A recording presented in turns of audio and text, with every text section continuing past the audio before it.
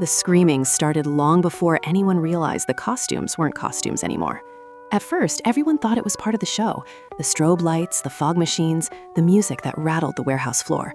But when the girl dressed as a witch collapsed, her mask melting into her skin like hot wax, nobody laughed.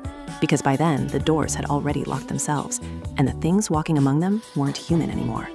The invitation was simple: Halloween Mega Bash, the biggest costume party of the year, midnight reveal. Tyler, Kira, and their friend group figured it was marketing hype.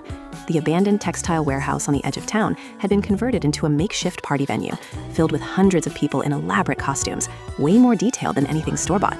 Some looked downright professional. Tyler, dressed as a vampire, didn't think much of it until he bumped into a guy whose werewolf mask had hair that seemed rooted into his skin.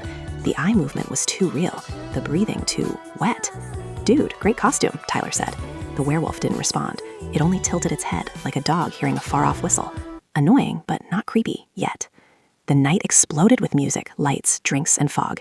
Above the crowd hung a giant cloth-covered structure labeled Midnight Reveal. Probably some influencer stunt, Kira laughed, sipping her drink. But when midnight hit, the lights cut to black. A single spotlight snapped on, pointing at a stage where a host in a jester costume stood, but his painted smile was trembling, his eyes wide with panic. "Help," he whispered into the mic. "I can't take it off." Everyone laughed, thinking it was a bit, until he clawed at his face, pulling skin with it. Flesh peeled like rubber, but beneath it wasn't bone. It was darkness, something hollow, something moving.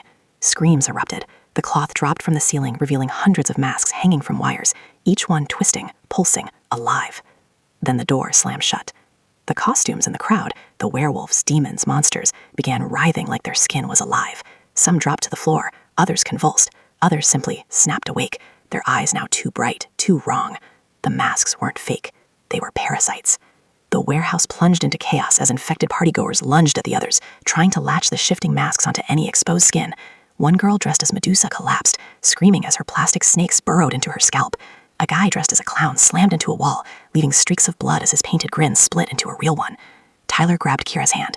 They pushed through the stampede toward the fire exit, but every door handle melted into the metal, sealed shut by the parasite's tendrils creeping along the walls like veins. One by one, the lights burst, leaving only the red emergency glow pulsing like a heartbeat.